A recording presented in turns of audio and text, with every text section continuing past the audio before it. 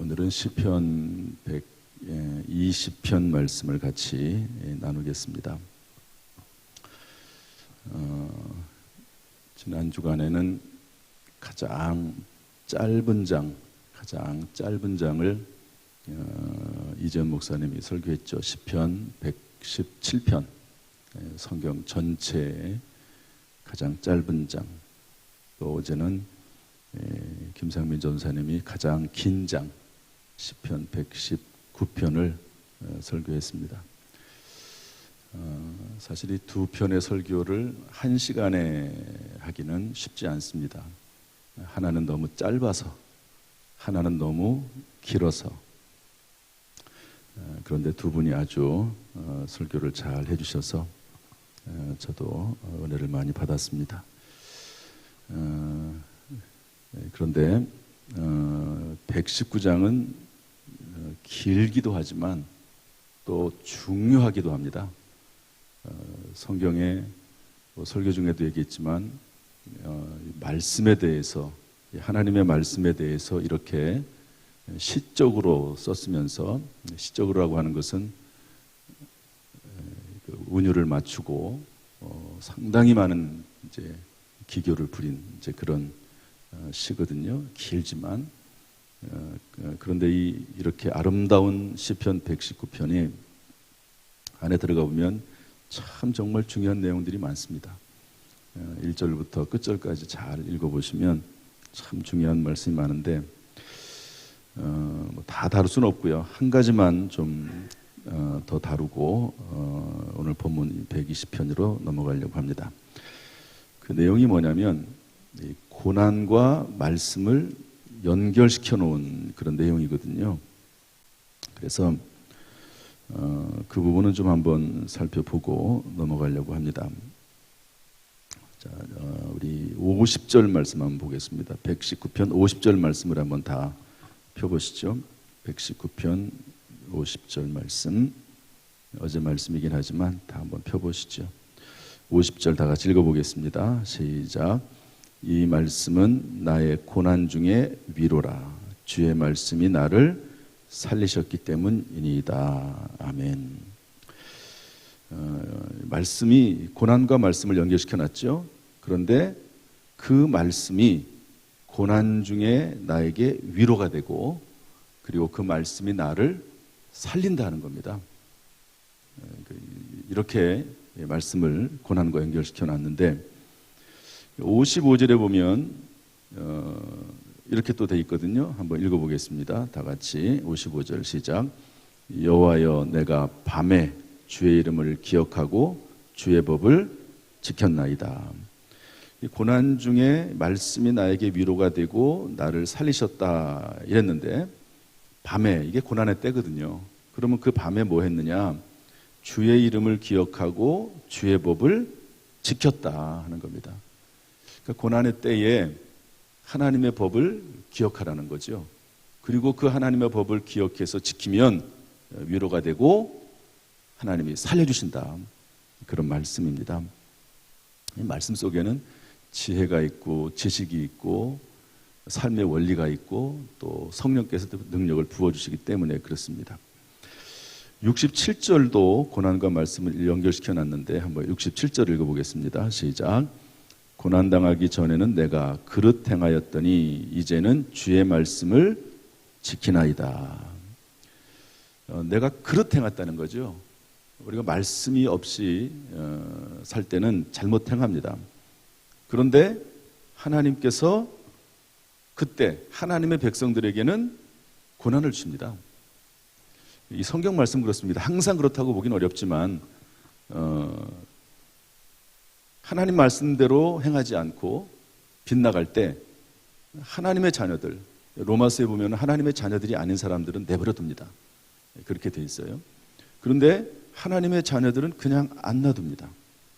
하나님께서 고난을 주시고 괴로움과 어려움을 주셔서 결국에는 어떻게 하신다고요? 말씀을 지키게 하신다는 겁니다. 결국에는 하나님께서 원하시는 것은 말씀을 지키는 삶이거든요. 그래서 그릇 나갈 때 고난을 통해서 말씀을 지키게 하신다. 71절에도 고난과 말씀을 연결시켜 놨는데 한번 읽어보겠습니다. 시작. 고난당한 것이 내게 유익이라. 이로 말미암아 내가 주의 율례들을 배우게 되었나이다. 그럼 결과는 뭡니까? 고난당한 것이 유익이라는 거예요. 결론적으로 볼 때. 그때는 힘들고 어려웠지만 고난을 통해서 말씀을 지키게 되고, 고난을 통해서 하나님께 돌아가게 되고, 고난을 통해서 하나님의 역사와 기적을 체험하기 때문에 결국 고난당한 것이 내게 유익이다. 하나님의 말씀을 배우게 된다는 거죠. 배우게 된다. 그래서 이 고난과 말씀은 상당히 밀접한 연결이 되어 있습니다. 그러면 하나님께서 도대체 이런 고난과 괴로움을 왜 주시는가? 아까 조금 설명이 되어 있지만 75절에 보면 조금 다른 각도로 설명이 되어 있습니다. 75절 말씀 한번 읽어보죠. 시작. 여호와여 내가 알거니와 주의 심판은 의로우시고 주께서 나를 괴롭게 하심은 성실하신 때문이니다. 아멘. 왜 그렇다고요? 주님이 성실하셔서. 그냥 내버려 둘 수도 있는데 그냥 내버려 두면 잘못되잖아요. 빗나가잖아요. 하나님의 말씀을 깨닫지 못하잖아요. 어린아이들이 빗나가면 부모는 어떡하죠? 꾸지람하죠. 근데 옆집 아저씨들은 꾸지람하지 않습니다. 특별히 요즘 같은 시대에는 아이들 빗나가는데 괜히 말 한마디 잘못했다가 오히려 봉변을 당하죠. 얘기를 하지 않아요. 그러나 하나님께서는 하나님의 자녀들을 그냥 놔두지 않습니다. 괴롭게 하신다. 괴롭게 하신다. 그 이유가 뭐냐면 우리에 대해서, 하나님의 백성과 자녀들에 대해서 성실하시니까 그냥 지나갈 수가 없는 겁니다. 하나님이 우리의 부모가, 하나님이 우리의 아버지가 되시고, 또 하나님이 우리를 낳으셨고 영적으로, 또 예수 그리스도를 통해서 십자가에 못 박기까지 우리를 사랑하시는데, 하나님이 그 정도로 성실하신 분이신데 우리가 빗나가는데 놔두겠습니까? 또 우리가 적절한 때에 성장을 해줘야 되는데, 믿음이 자라야 되는데 하나님께서는 믿음이 자라지 않는 그 모습을 그냥 두고 볼 수 없는 거죠. 그게 하나님의 성실하심입니다. 성실하심. 우리의 자녀들이 잘 자라지 못하면 얼마나 속에서 부모가 불이 탑니까? 지난번에 어떤 분이 그러더라고요. 아이가 나이가 됐는데, 어느 정도 나이가 됐는데 걷지를 못해요. 그러면 뭐 옆에서 볼 때는 좀 있으면 괜찮습니다, 그렇게 말할 수 있지만, 그러나 부모 입장에서는 속에서 불이 타는 거죠. 그래서 무엇이 됐든지 간에 하려고 하지 않습니까? 그렇지만 사람은 능력이 없으니까 결국에는 기다리는 수밖에 없어요. 그러나 하나님은 성실하시기 때문에,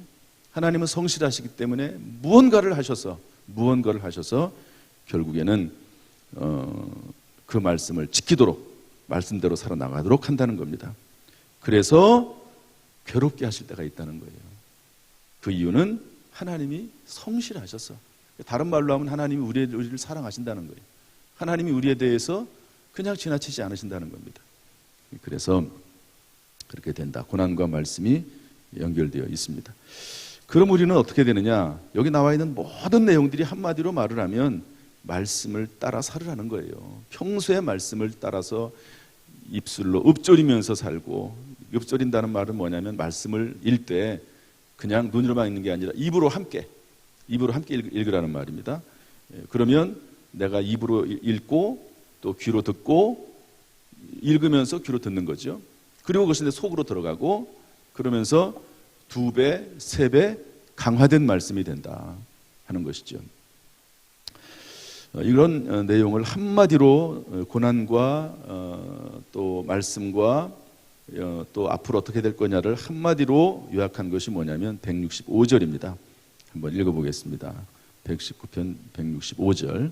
이 말씀 우리 이제 새신자가 등록을 하거나 이사를 가면 주는 그런 우리 교회상, 아마 이 말씀이 교회상에 들어있는 그런 교회는 없을 겁니다. 왜냐하면 제가 처음 교회상을 만들 때 성구를 제가 일부러 넣어달라고 그랬어요. 그러니까 여기 일반 시중에서 나오는 성경 구절이 아니고 제가 이 말씀을 넣어달라고 했는데 모르겠습니다. 그 당시에는 제가 물어본 그 회사에는 이런 말씀이 없더라고요. 어쨌든 165장인데 한번 6절인데 읽어보겠습니다. 시작. 주의 법을 사랑하는 자에게는 큰 평안이 있으니 그들에게 장애물이 없으리이다. 하나님의 법을 사랑하라는 거예요. 말씀을 평소에 읽기를 즐겨하고 말씀이 내 속에 늘 있고 그 말씀과 함께 살아가면 뭐가 있다고요? 큰 평안이 있다. 큰 평안이 있다. 장애물이 없다. 이 장애물이 없다는 것이 뭐 평생 뭐 어려움이 없다는 말이 아니고 장애물이 안 된다는 것이죠. 그때마다 하나님의 말씀을 통해서 깨닫게 하시고 지혜를 주시고 능력을 주시기 때문에 능히 이겨내고 오히려 계속해서 성장하는 꾸준히 지혜와 능력을 얻어가는 과정이 될 수 있다 하는 그런 말씀으로 이해할 수 있습니다. 그래서 제가 한 가지만 좀 이 말씀과 고난에 대한 부분만 연결지어서 말씀을 드렸습니다. 그 외에도요 많아요. 참 정말 이 말씀은 시편 119편은 길다고 해서 그냥 대충 읽어갈 수 있는 그런 말씀이 아닙니다. 그래서 이 말씀을 우리가 한번 쭉 읽어보시고 중요한 말씀을 기억하시고 실천할 수 있기를 바랍니다. 우리 120편으로 넘어오겠습니다. 120편 이 말씀 중에서는 한 절만 보도록 하죠. 2절 말씀인데 한번 보겠습니다. 2절 다 같이 시작. 여호와여 거짓된 입술과 속이는 혀에서 내 생명을 건져주소서. 이 거짓된 입술, 속이는 혀 여기에 있어서 가장 이 부분도 할 말이 많죠. 그런데 거짓된 입술, 속이는 혀가 뭔가 이런 거 예를 들면 이런 겁니다. 예수님께서 이 땅에 계실 때 서기관들, 바리새인들, 제사장들이 예수님을 죽이려고 뭐 별의별 짓을 다 했습니다. 그런데 이제 특별히 이런 적이 있습니다. 여러 번 있지만 예수님에 대해서 올무를 놓으려고 예수님을 이렇게 얽어매가지고 로마 당국에 고발해가지고 예수를 가두려고 참 여러 가지 시도를 이 서기관들, 바리새인들이 했었는데요. 예수님에게 이렇게 물어봅니다. 세금에 대해서 물어보기를, 세금을 가이사에게 바치는 것, 가이사는 로마 황제잖아요. 지금 이스라엘은 로마 사람들이 지배를 하고 있고 우리 일본이 우리나라를 지배했듯이. 그런데 세금을 내야 되지 않겠습니까? 당연히 로마가 어떤 나라입니까? 철의 왕국 아닙니까? 그런데 그 로마에게 세금을 바치는 것이 옳습니까? 옳지 않습니까? 이렇게 물어봤어요. 그러면 어떻게 됩니까? 세금을 당연히 내야지. 우리 로마가 우리를 지배하고 있는데. 그런데 이제 로마는 같은 민족이 아니잖아요. 지배하고 있는 민족이잖아요. 그러면 로마인들에게 세금을 내야 된다. 그러면 민족주의자들에게 걸리는 겁니다. 백성들에게 걸리는 거죠. 아니 로마에게 세금을 내라고 했다고? 우리를 지배하고 우리를 착취하는 로마 사람들에게 세금을 내라고 했다고? 거기에 걸려요. 그럼 내지 말라고 하면 어떻게 됩니까? 로마 사람들에게 걸립니다. 로마 군인들에게. 당장 그것은 즉각 고발감이거든요. 이렇게 하지도 못하고 저렇게 하지도 못하고 그렇게 이제 서기관 바리새인들이 와서 예수님에게 질문을 하는 겁니다. 이게 진짜로 질문을 하는 게 아니고 거짓된 입술과 속이는 혀입니다. 그 속마음은 악한 마음을 가지고 있는 거죠. 예수님을 올가매려고 하는. 그래서 이렇게 하지도 못하고 저렇게 하지도 못하고 해서 예수님을 이제 넘기려고 하는 그런 일인데, 그때 예수님께서 뭐라고 말씀하시죠? 가이사의 것은 가이사에게, 하나님의 것은 하나님에게 바쳐라. 어떻게 할 수가 없어요. 이렇게 말을 들으면. 가이사는 로마 황제라고 말씀드렸습니다. 로마 황제 것은 로마 황제에게 드리고 하나님의 것은 하나님에게 드려. 할 말이 없어요. 어떻게 할 말이 없어.